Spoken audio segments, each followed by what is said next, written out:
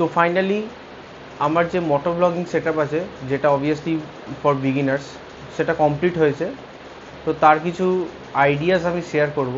এই সেট আপটা রেডি করতে গিয়ে আমার অনেক ভিডিও দেখতে হয়েছে এবং অনেক ইনভেস্টমেন্ট করতে হয়েছে, তারপরে গিয়ে এই যে বিগিনার ফ্রেন্ডলি যে সেট আপটা এটা রেডি হয়েছে। তো শুরুতে দেখে নেওয়া যাক আমাদের এই সেট আপটা তৈরি করতে কী কী জিনিস লেগেছে। তো এই হচ্ছে আমার এল মাউন্ট বা হরাইজন্টাল মাউন্ট। এর আগে আমি এই মাউন্টটা ইউজ করতাম, এটা ভার্টিক্যাল মাউন্ট। এটাতে আমার খুবই অসুবিধা হতো। এর আগের যে ভিডিও আমি করেছিলাম তাতে ওটা আমি বলেছিলাম। তো তারপরে আমি এটা কিনেছি। এটা খুবই কস্টলি, প্রায় 1800 টাকার কাছে দাম, কিন্তু এটা ওর্থ ইট। অ্যামাজন থেকেই পেয়েছিলাম এটা। আচ্ছা, সেকেন্ড হচ্ছে আমার DJI মাইক মিনি।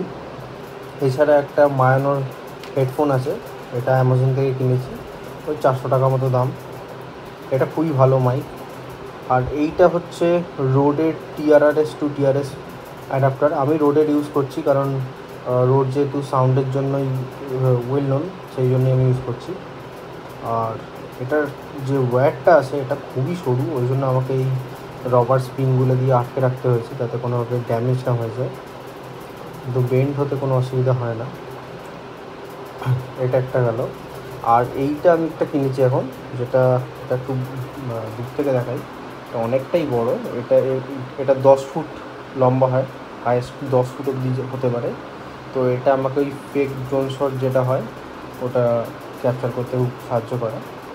এইটা হচ্ছে Insta360 অডিও অ্যাডাপ্টার। এটা আমি সাইনোভার নিয়েছি। এটা অরিজিনালটাও পাওয়া যায়, অরিজিনালটার প্রাইসটা একটু এক্সপেন্সিভ সাইডে, কিন্তু এটা মোটামুটি 2000-এর আশেপাশে পাওয়া যায়। অ্যামাজনেও পাওয়া যায়, একটু লক্ষ্য রাখতে হয়, কখনো 4000 থাকে, আবার কখনো ওটা একদম হাফ 2000-এর আশেপাশে পাওয়া যায়, এটা একটু নজর রাখলেই পাওয়া যাবে। হেলমেটের সেট আপটা অনেকটা এরকম দেখতে হয়।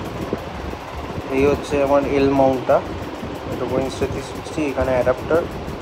আর এই হচ্ছে রোডের ওই এক্সটেনশনটা। আর এইখান দিয়ে আমার ওয়্যার যে মাইকটা আছে ওটা এখানে গিয়ে পেছনের সাইডে যদি করি, এইখানে একটা ক্লিপ দিয়ে আটকানো আছে। এই হচ্ছে মাইকটা, এটাকে আবার আমি যখন দরকার তখন আমি খুলেও নিতে পারি। তো এই হচ্ছে পুরো সেট আপ। এই তারটা এখানে থাকে না, এটাকে আমি স্ট্র্যাপগুলোর পেছনে দিয়ে দিই, সেক্ষেত্রে সুবিধা হয়, ফিটেন হয়ে যায়। আর হেলমেটের ভেতরের ভিউটা কীরকম লাগে সেটা আমি দেখানোর চেষ্টা করছি।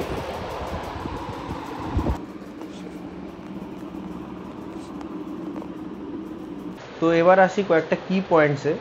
যেমন এই যে মাইকটা DJI মাইক মিনি, এই মাইকটা আমি প্রথমে ভেবেছিলাম Insta360 সাথে ইউজ করব। তার প্রধান কারণ হচ্ছে Insta360 হচ্ছে ওয়াটারপ্রুফ। এবার বৃষ্টিতে যদি আমি এর কোনো কেসিং না খুলি, জাস্ট অ্যাজ ইট ইজ যদি আমি ক্যামেরাটা ইউজ করি, তাতে কোনো প্রবলেম হওয়ার কথা নয়। এবং Insta360 কিন্তু ওয়্যারলেস মাইক সাপোর্ট করে, অ্যাটলিস্ট এয়ারপডস করে। তো সেই ক্ষেত্রে আমি কিছু ভিডিও বা কিছু শর্টস বলতে পারি যেগুলো আমি দেখেছিলাম, যদিও বেশি ছিল না, দুটোই ছিল। তো সেখানে দেখিয়েছিল যে হ্যাঁ, অডিও দারুণ রেকর্ড হচ্ছে, ইত্যাদি ইত্যাদি। সেই জন্য আমি এটার উপর ইনভেস্ট করেছিলাম। আমি এটা বলে রাখি যে Insta360 X3 এর ব্লুটুথ কানেক্টিভিটি কিন্তু খুব একটা ভালো নয়। সেই কারণে যদি কেউ এই DJI মাইক মিনিকে Insta360 ইউজ করতে চায়, অবভিয়াসলি পসিবল, কিন্তু সেটার যে অডিও কোয়ালিটি সেটা কিন্তু খুব একটা ভালো হবে না। আমার এর আগের যে দুটো ভিডিও রয়েছে সে দুটো যদি কেউ তোমরা গিয়ে দেখো, তোমরা জানতে পেরে যাবে যে তাতে কী অডিওর প্রবলেম আছে। সেখানে একটা র্যাটলিং সাউন্ড আছে, যেন মনে হয় বারবার মাইকটা কানেক্ট হচ্ছে ডিসকানেক্ট হচ্ছে, কানেক্ট হচ্ছে ডিসকানেক্ট হচ্ছে। তো যেটা খুবই অ্যানয়িং। আর অনেক ক্ষেত্রেই সেই জন্য ভয়েস ওভার ইউজ করতে হয়। তো তারপরে আমি অনেকটা যখন রিসার্চ করি এবং কিছু বাইরের যখন কিছু ভিডিওস দেখি, তো সেখানে দেখতে পাই যে এই DJI মাইক মিনি কাজ করে, Insta360 সাথে কাজ করে, কিন্তু সেটা হচ্ছে X4 বা X5 এর সাথে। X3 এর সাথে এর কম্প্যাটেবিলিটি খুব একটা ভালো নয়।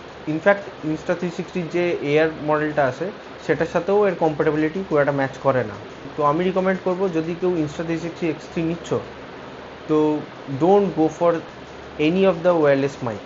সেই জন্য Insta360 একটা X3 এর জন্য পার্টিকুলারলি একটা অডিও অ্যাডাপ্টার পাওয়া যায়, সেইটা কিনতে হবে। তার সাথে যে কোনো একটা TRRS টু TRS কনভার্টার, আর একটা লাগবে হচ্ছে মাইক, প্রপার ওয়্যার্ড মাইক। এই হচ্ছে প্রপার সেট আপ।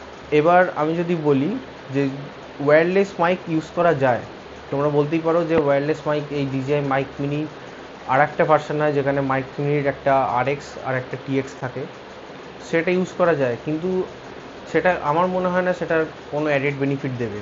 কারণ সেই যদি আমাকে একটা ওই অ্যাডাপ্টার কিনে তার সাথে ওই যেটা RX-টা থাকবে তার ওয়্যার কানেক্ট করে আমাকে যদি সেই মাউন্ট করতে হয়, জিনিসটা সেই হেফটি হয়ে গেল, সেই আমার ওয়াটারপ্রুফটা কম্প্রোমাইজ হয়ে গেল, প্লাস আমাকে একটা অ্যাডেড জিনিস ক্যারি করতে হচ্ছে, তো ওটা কোনো কাজেই এলো না। DJI মাইক মিনি কিন্তু ডিরেক্ট আইফোন বা যে কোনো অ্যান্ড্রয়েড ফোনের সাথে কানেক্ট হয় না। আমি ইউজ করি রোডের একটা অ্যাপ রয়েছে, ওই অ্যাপটা রোড রেকর্ডার বলে, ওই অ্যাপটার থ্রু দিয়ে রেকর্ড করতে হয়। ওটাকে ব্যাকগ্রাউন্ডে রেখে দিলে ভিডিওতেও অডিও ক্যাপচার হয়, কিন্তু সেখানেও একটা ব্যাপার আছে, সেখানেও একটাই চ্যানেল মাত্র রেকর্ড হয়। তো সেটাকে পরে কনভার্ট করে আইদার মোনো করতে হবে অথবা আর একটা চ্যানেল কপি করে যদি লেফটটা রেকর্ড হয় তাহলে কপি করে রাইটে দিতে হবে, আর রাইটটা কপি করে লেফটে দিতে হবে, দিয়ে এইভাবে অডিওটাকে ব্যালেন্স করতে হবে। তো এই ছিল হচ্ছে বেসিক রিভিউটা। এবার আমরা মোটো ব্লগিং করে দেখব যে কিরম কি রেজাল্ট আসছে, তো দেখা হচ্ছে ওখানে। So good morning from Kolkata, city of জয়।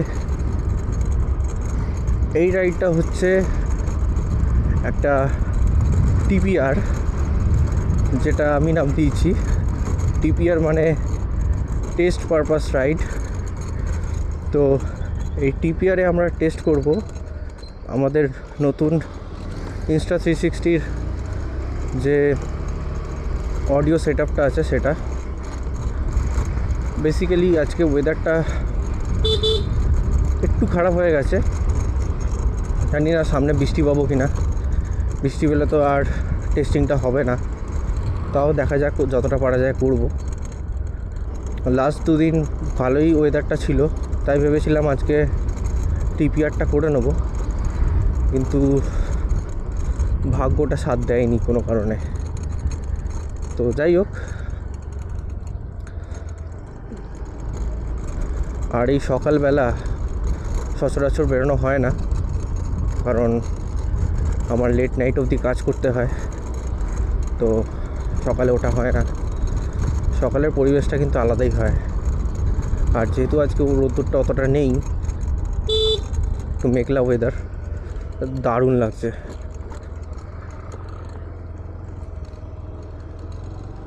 যদিও আজকে একটা দরকারেই বেরিয়েছি, তাও এনজয় করতে করতেই যাব। প্রাকৃতিক সৌন্দর্যের একটা আলাদাই মাধুর্য, একটা আলাদাই আনন্দ আছে এতে।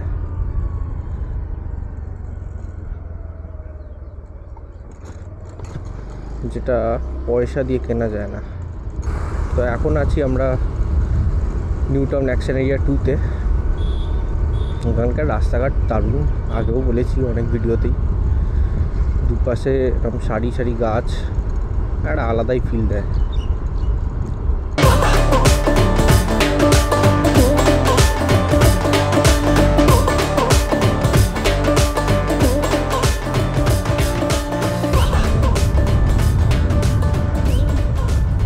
তো উঠে পড়েছি আমরা আলিয়া ইউনিভার্সিটি রোডে।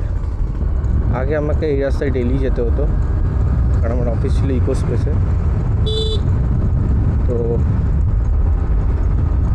এখন আর আমার যেতে হয় না, আমি এখন ওয়ার্ক ফ্রম হোম করি। বাই দ্য ওয়ে, আমার গলাটা একটু খারাপ আছে, ঠান্ডা লেগেছে, তো সেই কারণে হয়তো গলাটা ক্লিয়ার নাও আসতে পারে। হয়তো টেস্টিং করবার জন্য প্রপার যা যা দরকার সেগুলো হয়তো নেই, তাও একটা টেস্টিং জাস্ট করছি, কারণ এরপরে জাস্ট পুজোটা গেলেই পরপর রাইডগুলো প্ল্যান করা আছে। তার আগে পুরো ইকুইপড হয়ে নিতে চাইছি।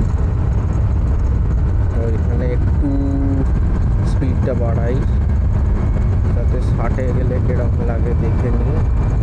হ্যাঁ, তো আজকে স্কুটিটা নিয়েই বেরিয়েছি, বাইকটা রয়েছে, বাইকটা জাস্ট পরিষ্কার করে রেখেছি। বিশ্বকর্মা পুজো আছে সামনে, তাই এখন আর ওটাকে বার করছি না। স্কুটিটাও হয়তো আগের দিন পরিষ্কার করবো, কারণ পুজোর দিন একটু পরিষ্কার পরিচ্ছন্ন গাড়ি হলেই ভালো লাগে। এবার আমরা নেব ওয়েস্টিনের দিকের রাস্তাটা একটু খারাপ আছে, তো জাস্ট পেরিয়ে নিই রাস্তাটা। উঠে পড়েছি আমরা বিশ্ব বাংলা সরণিতে। আচ্ছা, বলে রাখি কোথায় যাচ্ছি।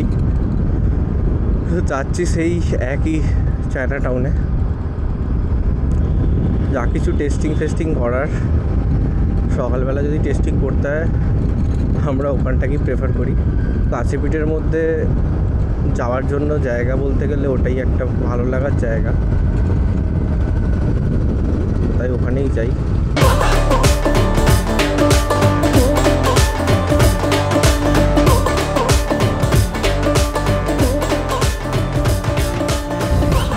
বিশ্ব বাংলা ক্রস করে পড়ে গেছি এই রাস্তায়। এটা সল্টলেকের দিকে যায়। এই রাস্তার নাম আমি জানি না, এটাকে আমরা বলি ওপাড়ার সামনের রাস্তা।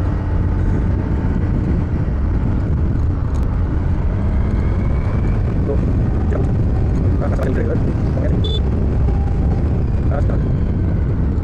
এই রাস্তাটা বেশ ভালো, এখানে একটু স্পিড মেনটেন করা যায়। তবে হ্যাঁ, এই যে দেখো সামনে যেমন এই আসছে এরকম বয়স্ক মানুষ, বয়স্ক বলবো না, যে কোনো বয়সের মানুষ, বিশেষ করে মহিলারা না দেখে টপ করে চলে আসে, রাস্তা পার হয়ে যায়। ওগুলো একটু দেখেই, যেমন দেখো কুকুরটা ক্রস করলো, হঠাৎ করে বুঝতে পারবে না এখানে সাইডে গাছপালা হয়ে আছে। দূরের আকাশটা খুব একটা ভালো নয়, জানি না। এখন তো রোদ রয়েছে, যতক্ষণ রোদ রয়েছে আমার টেস্টিংটা হয়ে গেলে আমি খুশি।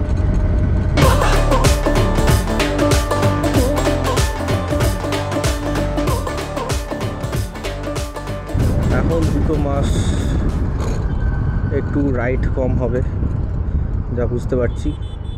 পুজো আছে সামনে, উইকেন্ডগুলো কেনাকাটাতেই চলে যাচ্ছে, ঘুরতে আবার হয়তো হবে না।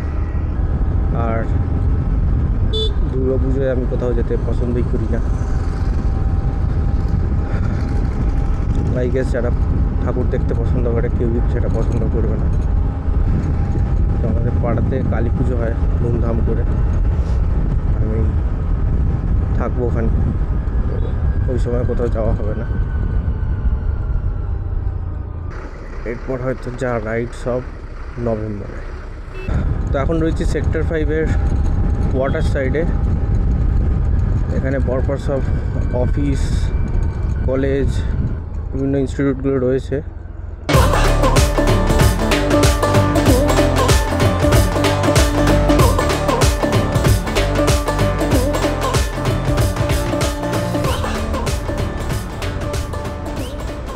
তো সেক্টর 5-এর ব্যস্ততম রাস্তাগুলোকে ক্রস করে আমরা চলে এসেছি নিকো পার্ক। এইখানের রাস্তায় প্রচুর স্পিড ক্যাম আছে, এছাড়াও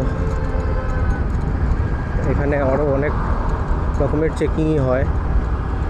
আমার মনে আছে আমার পুরনো একটা অল্টো ছিল, ওটাতে 10,000 টাকার ফাইন এসেছিলো পলিউশনের, যেখানে পলিউশন ওখানে ঠিকই ছিল, আর পেট্রোল গাড়িতে এমনিও পলিউশনের খুব একটা প্রবলেম হয় না, জানি না কী ব্যাপার, কিন্তু আমার এসেছিলো। তো আমি এই রাস্তায় খুব সাবধানেই চালাই ওই জন্য। তো এবার সামনে আসছে চিংড়িঘাটা, এখান থেকে রাস্তায় ভালো জ্যাম থাকবে। এখন আর ভিডিও করব না, আবার একদম ভিডিও করব আপনার কাছাকাছি পৌঁছে। তো এখানকার রাস্তা থেকে বোঝাই যাচ্ছে পুজো আসছে, পুজোর সাজে সেজে উঠছে আমাদের কলকাতা।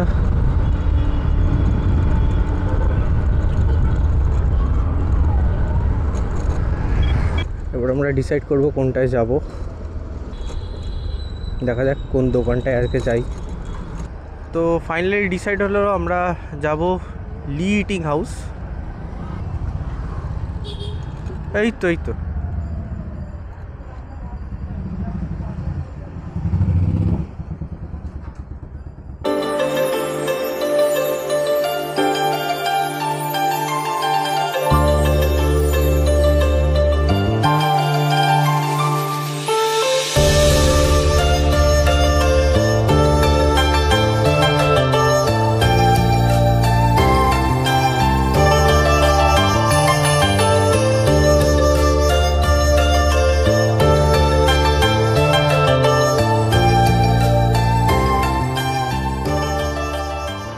তো ভিডিওটা আর বেশি বড় করলাম না, কারণ এটা বেসিক্যালি মোটর ব্লগিংয়ের জন্য ছিল না।